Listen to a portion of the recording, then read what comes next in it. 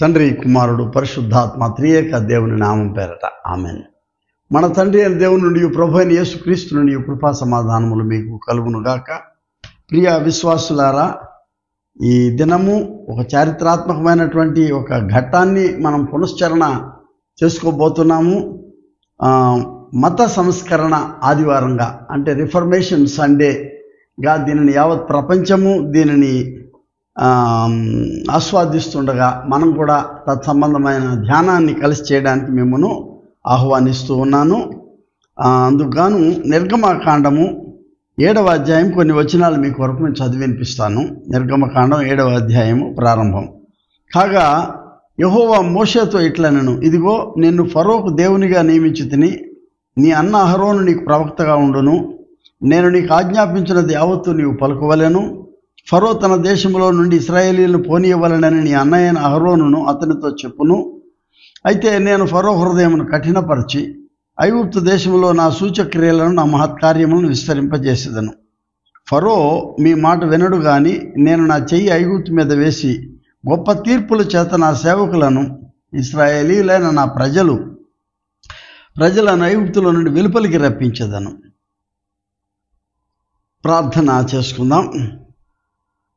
మా ప్రియ పరలోకపు తండ్రి, నిత్యుడైన దేవ, జీవము గల యెహోవా దేవ, మా యేసుక్రీస్తు ప్రభు తండ్రి, అనంతమైన నీ ప్రేమలో మమ్మను జ్ఞాపకం చేసుకొని తండ్రి, మానవాళిని ఎప్పుడు అవసరమైతే చరిత్రలో అప్పుడు నీ యొక్క పవిత్ర హస్తాన్ని సారించి ఒక వినూత్నతను, ఒక నూతన మార్పును మీరు తీసుకొని వచ్చిన విధానాన్ని మేము జ్ఞాపకం చేసుకుంటున్నాం. ఇశ్రాయేలు చరిత్రలో హెబ్రీయులను మీరు ఆ బానిసత్వం నుంచి ఐగుప్తుల నుండి వెలికి తెచ్చిన విధానాన్ని మేము పునశ్చరణ చేస్తూ ఉన్నాం.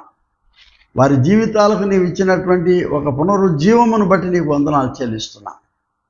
అటువంటి చరిత్రలో అనేక సార్లు ప్రభా ఒక్కొక్క ఘట్టాన్ని మేము నెమరు వేసుకుంటున్నాం.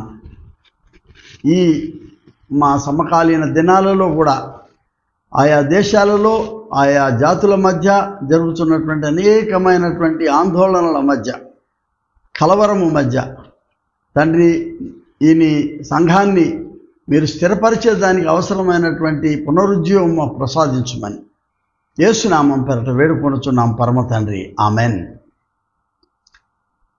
మన తండ్రి అయిన దేవుని నుండి ప్రభు అయిన యేసుక్రీస్తు నుండి కృపా సమాధానములు మీకు కలుగునుగాక. ప్రభు అయిన యేసుక్రీస్తు దివ్య నామం పేరట మీ అందరికీ శుభములు, మా యొక్క ఆశీస్సులు. 1517లో విటెన్బర్గ్ అనేటువంటి ఒక స్థలం జర్మనీలో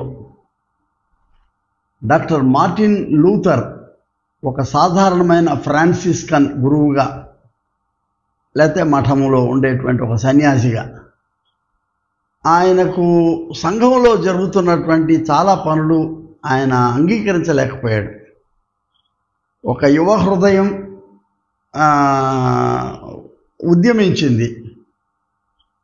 ఒక సాధారణ కొన్ని వేల మంది సన్యాసుల మధ్య ఈయన చేసేటువంటి ఈ చొరవ ఎంత ప్రభావితం చేయగలదో ఆయన తెలుసో తెలియకనో మొత్తానికి 95 సూత్రాలను, అంటే సంఘ పునరుజ్జీవానికి లేక సంస్కరణ కొరకు ఆయన ఈ 95 సూత్రాలను ఈ విటెన్బర్గ్ కోటలో ఉన్నటువంటి చర్చికి, దేవాలయానికి ఆయన అంటించడం జరిగింది.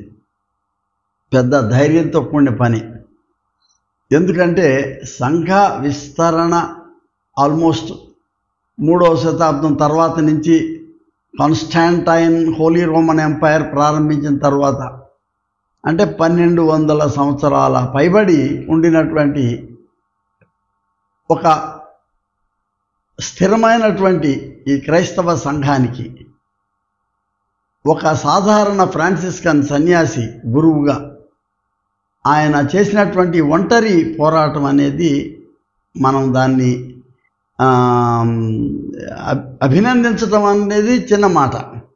ఆయన ధైర్యాన్ని మనము విస్మయపడి మెచ్చుకోకుండా ఉండలేము. మనం దాన్ని ఏమన్నారంటే రిఫార్మేషన్ అన్నారు చరిత్రలో. అంటే మత దిద్దుబాటు లేక మత పునరుజ్జీవము లేక మత సంస్కరణ, ఎన్ని మాటలైనా మనం అనుకోవచ్చు.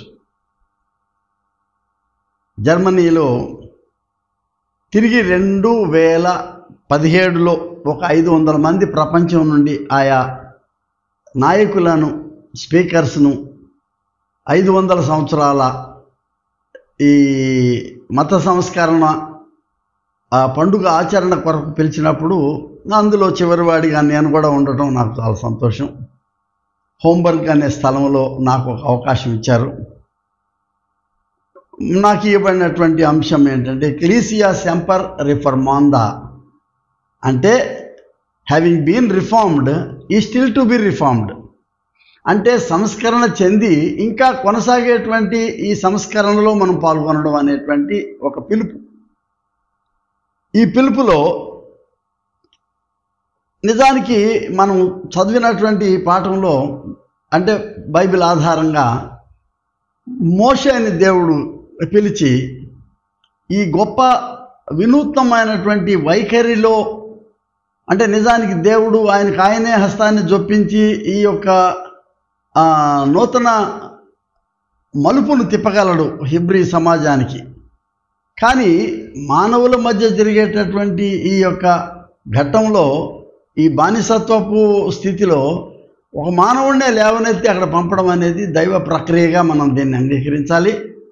దానికి దేవుడు మోషేని ఎందుకు ఎన్నుకున్నాడు అనేది ప్రశ్నించే అర్హత మనకు లేదు. కానీ దేవుడు అతని యొక్క జీవితాన్ని, అతని నాలుకను సడలించి అతని సహోదరుని అతనికి అప్పచెప్పి అహరోన్ని, వీళ్ళు పదే దాదాపు 9 సార్లు ఫరో దగ్గరికి పోయి అతన్ని మొదట వినతి చేయడం కానీ, లేక అతన్ని గట్టిగా అడగడం కానీ, మా ప్రజలను బయటకు విడుదల చేయండి, ఎందుకంటే మేము మా జీవము కలిగిన దేవుణ్ణి మేము ఆరాధన చేసుకోవడానికి మేము వదిలిపెట్టేయండి.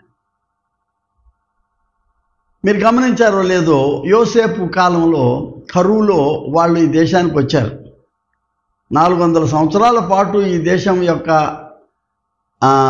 ఆహారాన్ని భుజించారు, గాలిని పీల్చారు, అంతా సవ్యంగానే జరిగింది. కానీ రాను రాను ఫరోలు మారడం వలన ఈ చరిత్ర మర్చిపోయారు.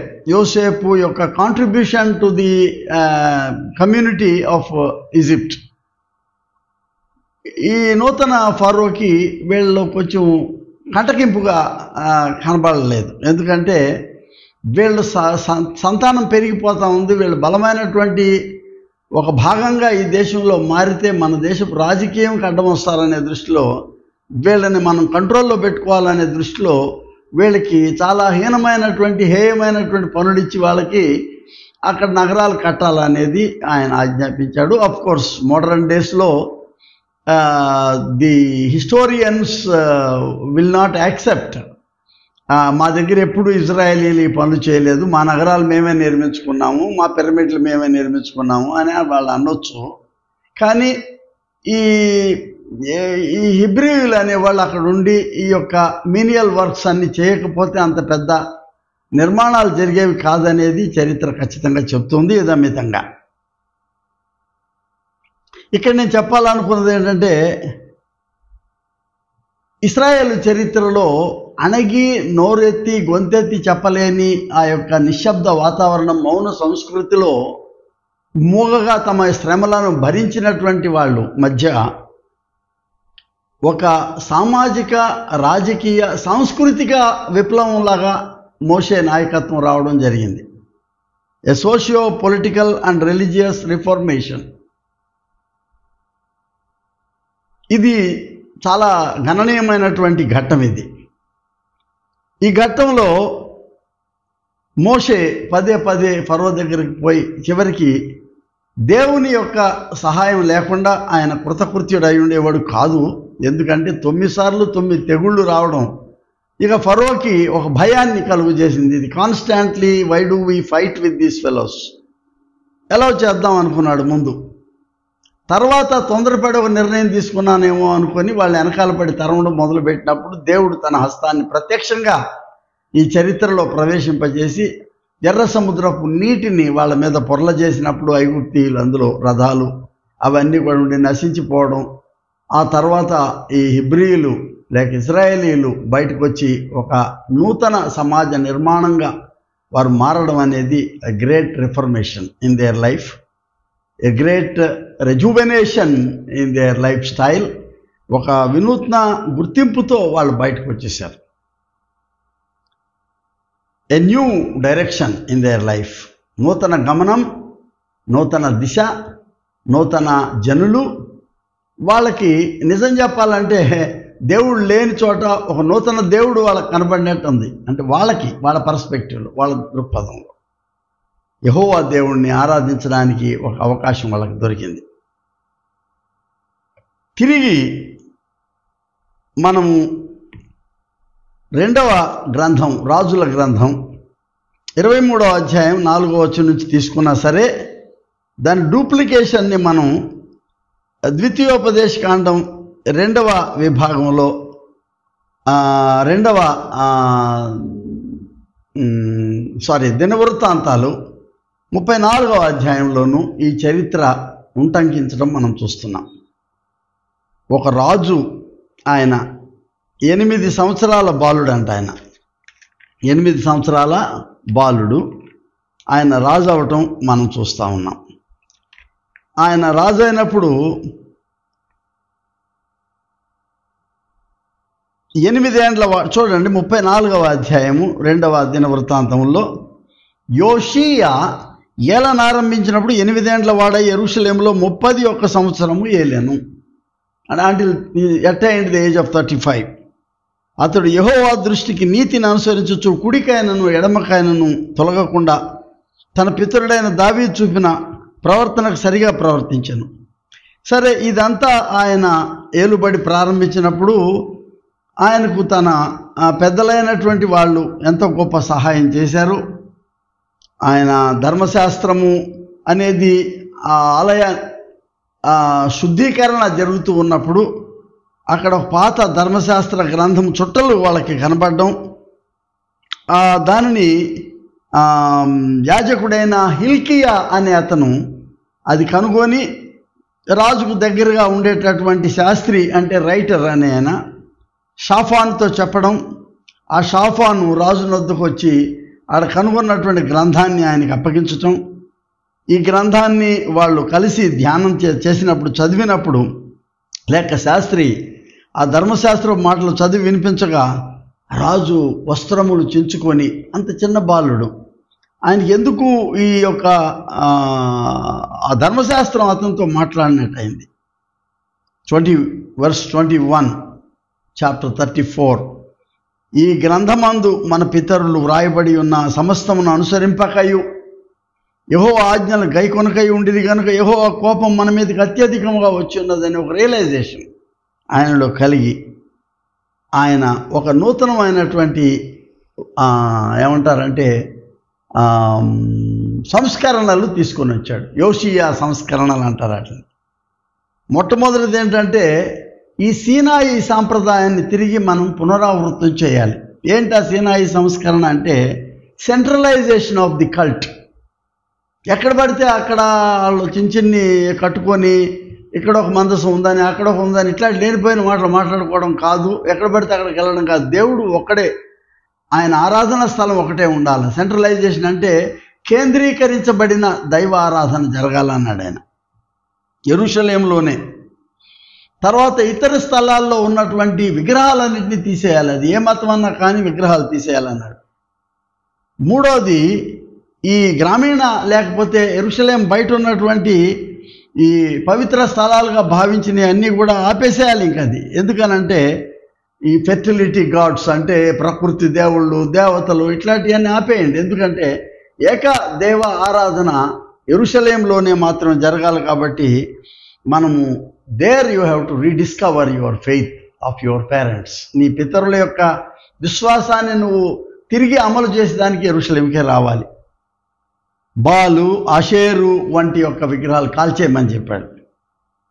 తర్వాత అన్నిటికంటే ఇంకా చాలా ఆసక్తికరమైంది, మొదటిదేమో కేంద్రీకరించబడిన ఆరాధన యెరూషలేంలో అయితే, రెండవది ప్రాముఖ్యమైనది ఏంటంటే పస్కాను మీరేం మర్చిపోతున్నారేంటి? పితరులు అది కొనసాగించాలి కదా చరిత్రలో. ఎందుకంటే దేవుడు మనల్ని ఆ ఎర్ర సముద్రాన్ని ఆరజేసి మన పితరులను నడిపించినటువంటి ఆ మహత్తరమైన చరిత్రలో స్వర్ణాక్షరాలతో లిఖించదగినటువంటి ఆ ఘట్టాన్ని తరతరములు నెమరు వేసుకోవాలి దాన్ని. కాబట్టి celebrate pass over every year.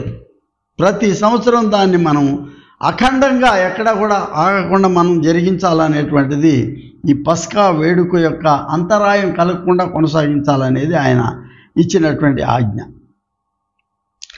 అన్నిటికంటే తలమానికగా ఉన్నది ఏంటంటే దేవునితో కూడినటువంటి ఆ నిబంధనను మరల తిరిగి మనము దాన్ని పునర్సంస్కరించుకొని దాన్ని లేకపోతే దాన్ని రెన్యువల్ నవీనపరచుకోవాలి. ఆ యొక్క నిబంధన దేవునితో ఇలా చేయడం ద్వారా మన ఇశ్రాయేలు యూదా సమాజం అంతటిని కూడా మనం ప్రక్షాళన చేసుకోవాలి. Purifying our land, our culture, our religion. So in other words it is called the reformation during his rain.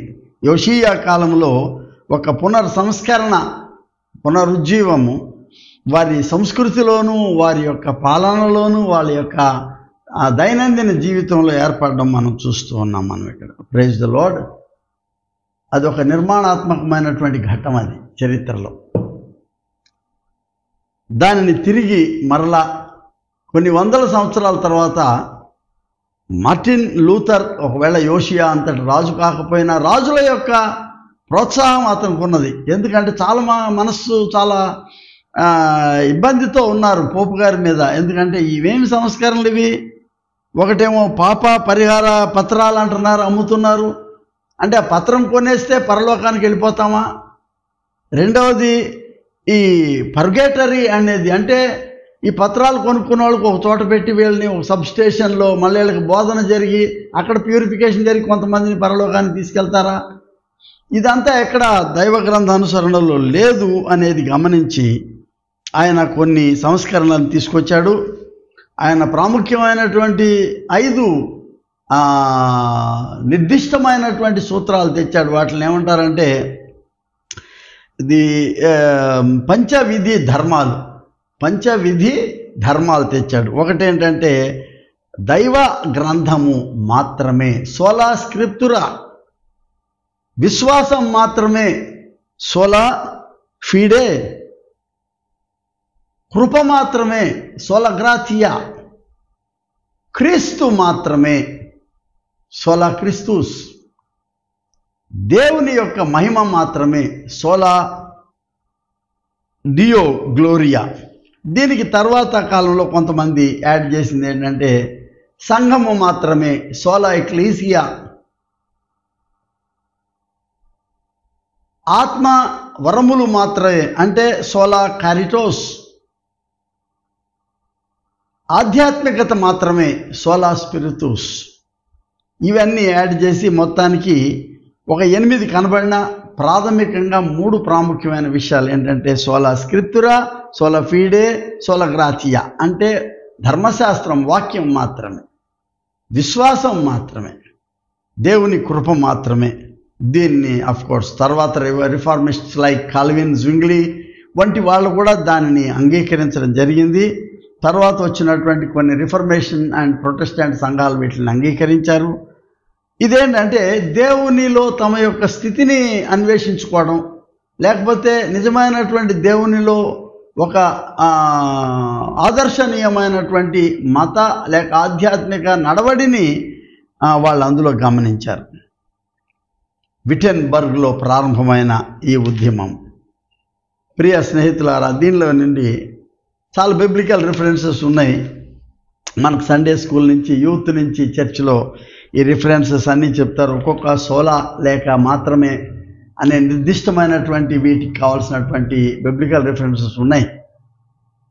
నా ప్రథమ ఆలోచన ఆధ్యాత్మికంగా ఈ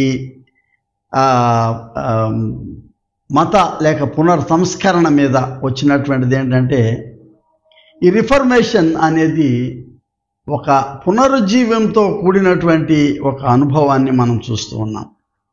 దావీదు కీర్తన 85లో ఆయన అడుగుతాడు సంకీర్తనలో, ఏమనుంటుంది అంటే నీ ప్రజలు నీ యందు సంతోషించినట్లు నీవు మరలా మమ్మును బ్రతికింపవా, will you not revive us again O Lord, మరలా మమ్మును బ్రతికించవా అనేటటువంటిది ఎందుకంటే నీ వాక్యము మా జీవితాలను ప్రక్షాళన చేస్తుందని మేము ఎరుగుదాము. నీ వాక్యం మా పాదములకు దీపమని నువ్వు చెప్పావు కాబట్టి. సో ఎంఫాటికల్లీ ఒక్కాణించి ఈ యొక్క పదాన్ని లేక ఈ దైవ గ్రంథంలో ఉన్నటువంటి ఈ పదాన్ని తీసుకొని జీవ పారిశుద్ధ్యం చేసుకునేదానికి, ప్రక్షాళన చేసుకునేదానికి మా నడతలను నీవు సరిదిద్దాలనేటువంటి విషయాన్ని ఇవి దేన్ని గుర్తు చేస్తున్నాయి అంటే, యెహెజ్కేలు గ్రంథం 37వ అధ్యాయంలో ఎండిన ఎముకలు తిరిగి పునరుజ్జీవం కావటం అనే అనుభవాన్ని మనం 37 యెహెజ్కేలు 15 వచనం చూస్తున్నాం. మనం అక్కడ 37వ అధ్యాయం మొదటి నుంచి చూస్తున్నాం. మనం 5వ వచనం ఉంటుంది, మీరు బ్రతుకున్నట్లు నేను మీలోని జీవాత్మను రప్పించుచున్నాను అంటాడు దేవుడు. మీరు బ్రతుకున్నట్లు, in order that you are alive I will bring the spirit of life into your nostrils again. Our bones are dried up, our hope has gone, we are as good as dead. మా ఎముకలు ఎండిపోయి నిరీక్షణ కోల్పోయి మేము పతనములో ఉంటిమి అనేది ఒక గొప్ప ఆర్తి. అందులోనే వాక్యాన్ని పునశ్చరణ చేయటం అంటే పునరావలోకనం చేసుకునే దానికి, rereading of the word, rejuvenation and revival of the life of the people of God. దానికి వాక్యము కేంద్రం అవుతుంది. అది నా మొదటి ఆలోచన ఈ రిఫర్మేషన్ లేక మత సంస్కరణలో. ఈ మత సంస్కరణ ఎక్కడో ఒక పర్టికులర్ వర్గానికి చెందింది అనుకోవద్దు. అందరం దాన్ని మనం ఇవాళ యాక్సెప్ట్ చేయాలి. దాన్ని అన్ని సంఘాల్లోనూ అన్ని మానవ సమాజాల్లో ఈ యొక్క సంస్కరణ అవసరం. మనం రెండవది రీథింకింగ్ అవర్ ఫెయిత్. ఈ క్రైస్తవ సంఘంలో మన ఆలోచనలను మనం పునరాలోకన చేసుకోవాలి ఒకసారి. ఎందుకంటే ఆల్బర్ట్ ష్వైజర్ అనేవాడు ఒక పుస్తకం రాశాడు, ఏంటంటే ది హిస్టారిక్ జీసస్ అనేది. ఆ హిస్టారిక్ జీసస్ అనేది అంటే చరిత్రలోని యేసును గురించినటువంటి ప్రస్తావన ఆయన చేశాడు. He was not a theologian, he was a scientist. ఆయన ఎందుకు రాశాడో ఇది మరి, యేసు ఈ చరిత్రలో ఆయన యొక్క నిర్దిష్టమైన స్వభావం ఏంటి, ఈ చరిత్రను దేనికి ఆయన ప్రవేశించాడు, ఒకవేళ ప్రవేశించుంటే ఈ చరిత్రను నిర్మాణాత్మకంగా దీన్ని పునర్రూపకల్పన చేసేదానికి ఆయన పాత్ర ఏంటి అని ఆయన రాశాడు. యూర్గెన్ మోల్ట్మెన్ అనే ఒక జర్మన్ వేదాంతి, ఆయన మన కంటెంపరేనియస్ వేదాంతి సమకాలీనుడు. కొద్ది సంవత్సరాల క్రితమే ఆయన ప్రభువునందు నిద్రించాడు. నేను ఆయన్ని చూశాను. ఆయన రాసిన పుస్తకం స్వయంగా నా చేతికి ఇచ్చాడు జర్మనీలో, వారిని నేను కలిసినప్పుడు. అయితే ఆయన క్రూసిఫైడ్ క్రైస్ట్ అనే పుస్తకం రాశాడు, సిలువ వేయబడిన క్రీస్తు అనేది. అది క్రైస్తవ విద్యార్థిక లోకాన్ని కుదిపేసింది. ఎందుకంటే అక్కడ ఒక మానవ విధానములో జీవించిన యేసు మానవాళి అంతటికీ దైవ పునర్రూపకల్పన ఇవ్వడానికని యేసు సిలువ వేయబడిన విధానాన్ని ఆయన వర్ణించింది. అది చాలా అవసరం అనిపించింది. A historic necessity for us to go through his human life. ఆయన చరిత్రను సిలువ వేయబడిన ఆయన యొక్క ఘట్టాన్ని మన మనసుల్లో తెచ్చుకోవాలంటే ఆయన నిజంగా మానవుడికి ఇచ్చినటువంటి ఆ మొట్టమొదటి రూపును ఆయన కల్పించేదానికి, అంటే చెదరిన దేవుని యొక్క రూపాన్ని తిరిగి మరలా మనపై అద్దడానికి ఆయన రక్తం చిందించినటువంటి విధానాన్ని ఆ క్రూసిఫైడ్ క్రైస్ట్ ద్వారా తెలుసుకున్నాం. బిషప్ జేఐటి రాబిన్సన్ అనే యాంగ్లికన్ బిషప్, ఆయన ఒక పుస్తకం రాశాడు, the human face of God అని. అంటే దేవుని యొక్క రూపు మానవ ఆకృతిలో ఎలా ఉన్నది అనేది ఆయన an authentic human face, restatement, కోల్పోయిన దైవ రూపాన్ని మానవ ముఖం పైన తిరిగి పునర్ముద్రితం చేయటం అనేటటువంటిది, అంటే discovery of the last humanity. అక్కడే మానవత్వాన్ని మనం కోల్పోయాం. అంటే ఇంతకాలం అది లేకుండానే జీవించారా అని మీరు అంటే జవాబు లేదు దానికి. అందుకే కదా ఆయన యేసు రూపాన మానవాళి మధ్య as a fulfilment of the living God, అంటే దాని యొక్క దేవుని యొక్క ఉనికిని తిరిగి మన మధ్య ఉంచేదానికి ఆయన యేసుగా ఆయన ఆదిలో ఉన్న వాక్యం మన మధ్య శరీరధారిగా రావటం అనేది ఇట్స్ అన్ ఇన్కార్నేషనల్ ఈవెంట్ ఎక్స్పీరియన్స్. దైవ అవతరణ లేక అద్వితీయ అవతరణ అనేటువంటి జరగడం అనేది మనం చూస్తున్నాం. ప్రియ స్నేహితులారా, రీథింకింగ్ క్రిస్టియానిటీ అంటే మనం జీవిస్తున్నటువంటి మన విశ్వాసాన్ని తిరిగి మరొకసారి మనం జాగ్రత్తగా దాన్ని పునరావలోకనం చేసుకోవాలి. నా మూడవ ఆలోచన ఏంటంటే, ఈ నిబంధనను మనం పునరుద్ఘాటన చేసుకోవాలి. మనం అనుకుంటున్నాం ఏదో పాత నిబంధన మంద కాదు యూదులది, వాళ్ళ పాత నిబంధన పదమే ఒప్పుకోరని నేను చెప్పాను అనుకోండి. అయితే వాళ్ళకు ఉన్నదే ఒకటే గ్రంథం, అది మనం పాత అంటున్నాం కానీ వాళ్ళకి పాత కాదు, అది నిరంతరమైన గ్రంథం వాళ్ళది. అది అందులో మోషేతోనూ అబ్రహాంతోనూ తదితరులతో చేయబడినటువంటి ఈ నిబంధనలని తిరిగి మనం దాన్ని పునర్ప్రతిష్ఠ చేసుకోవాలి, దాన్ని రెన్యువల్ చేసుకునే దానికి. ఇర్మియా 31లో అంటున్నాడు, I will make a new covenant, మీతో నేను కొత్త నిబంధన చేస్తున్నాను అంటున్నాడు ఆయన. అది యేసులో రియలైజ్ అవుతున్నదని మనం గమనించాలి, అర్థం చేసుకోవాలి. అదేంటంటే దేవుని యొక్క ఆ స్థితి మనం పునర్స్థితీకరణ, లేక యోహాను సువార్తలో చెప్పినట్టు ప్రభు చెప్తాడు, నీవు నేను ఏకమై ఉన్నలాగున వారును మన యందు ఏకమై ఉండవలనని. మహావాక్య, ఆ గొప్ప మహావాక్య అనేటటువంటిది థియోసిస్ అన్నాం దాన్ని. అంటే ఈ కొనసాగేటటువంటి ఈ దేవునితోటి ప్రయాణంలో మనము నిలకడగా అక్కడ స్తబ్దుగా ఉండిపోవడం కాకుండా కదిలే సంఘంగాను, కదిలే సహవాసంగాను, మనం కదిలే కుటుంబంగాను మనం ముందుకు సాగిపోవాలంటే మన పైన ఉన్నటువంటి కొరింథీ పత్రిక 2వ పత్రిక 3వ అధ్యాయం 15వ వచనం అంటాడు, ఆ పైన ఉన్న ముసుగు తీసివేయాలంటున్నాడు. అంటే హిపోక్రసీ తీసేయండి. We have to see your face, the original face of the authentic humanity. దేవుడు మొదట నీకు ఇచ్చినటువంటి దైవ రూపుతో ఉన్న ముద్ర మనకు కావాలి, పునర్ముద్రితం కావాలి. మనం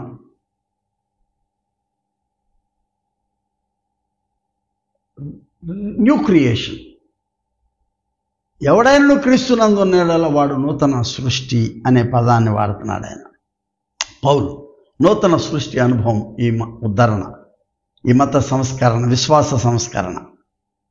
అందులోనే 4వది నేను అందుకే అంటున్నాను, ఈ మత సంస్కరణ అనేది మన జీవిత సంస్కరణ. అది ఇట్స్ ఎ న్యూ క్రియేషన్, నూతన సృష్టి అనుభవం. ప్రకటన గ్రంథం 21వ అధ్యాయం అంటాడు 4-5 వచనాల్లో, ఇదిగో నేను ఇప్పుడు నూతన సృష్టిని మళ్ళీ చేస్తున్నాను అంటున్నాడు. Now I'm making the whole of new creation, a new life experience. కొత్త జీవన అనుభవాన్ని మీకు నేను ఇస్తున్నాను. 500 సంవత్సరాలు వాళ్ళు లూథరన్ చర్చ్ను, అక్కడ రిఫర్మేషన్ మూవ్మెంట్ అక్కడ చేశారు. బాగుంది. మనము క్రీస్తు ఈ లోకానికి వచ్చి 2025 సంవత్సరాల ఈ గొప్ప జూబిలీని మనం చేసుకోవాలి. ఎలా చేసుకోవాలంటే, ఎక్కడో ఒక మనుగడ, ఒక 4 గోడల మధ్య ఉండినటువంటి సంఘంగా ఉండటం కాకుండాను, అవధులు దాటిన బోర్డర్లెస్ చర్చ్. ఈ సంఘము మన యొక్క అంచులు తెంచుకొని, మన మార్జిన్స్ తెంచుకొని, beyond the borders, beyond the margins క్రీస్తుని 4 గోడల మధ్య బంధించి మా శాఖలోనే పెట్టుకోగలం అనేది తప్పది. ఈ సంకుచితమైనటువంటి స్థితి నుండి బయటకు వచ్చి, there is one Christ, one world in one God, this is Christ's world. ఆయన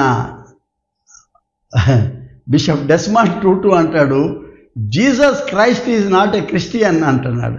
క్రిస్టియన్ గాడ్ కాదు ఆయన, సర్వమానవాళికి యేసుక్రీస్తు అందరికీ ప్రభు. ఆయన అపోస్తుల కార్యం 10వ అధ్యాయం 36వ వచనంలో, ఒకటే ఈ ప్రపంచం, ఒకటే దేవుడు, ఒకటే నిరీక్షణ, అది కూడా క్రీస్తులో ఉన్న నిరీక్షణ. ఈ కమ్యూనిటీ వితౌట్ వాల్స్, అంచులు లేని, అవధులు లేని, పరిధులు లేని ఈ మహా సమాజంలో క్రీస్తు ఒక విశ్వాంతరాళాలోకి చొచ్చుపోయినటువంటి ఆ యొక్క మహిమాన్విత రూపాన్ని మనం గమనించడానికి ప్రయత్నం చేయాలి. అక్కడ ఈ మతోద్ధరణ అనేది చారిత్రక ఘట్టం, ఇది ఆత్మీయ ఘట్టం కూడా. దీన్ని మనం అంగీకరించాలి. ఇది దేవుని యొక్క అనుజ్ఞ. ఈ రిఫర్మేషన్ అనేది దేవుని అనుజ్ఞ. మన హృదయాలు, మీ హృదయాల మీద నేను రాస్తున్నాను అంటాడు ఇర్మియా గ్రంథంలో. హృదయాల మీద రాయటం ఏంటేంటి? ఇది it should be accepted by us in spirit. In spirit. సాంస్కృతిక పునరుజ్జీవం జరిగింది, ది రెనైజాన్స్. అందులో ఎక్కడి నుంచి ఎక్కడికి ప్రజలు వెళ్ళిపోతూనే ఉన్నారు. And it is not out of place to mention, అందరూ క్రైస్తవులే.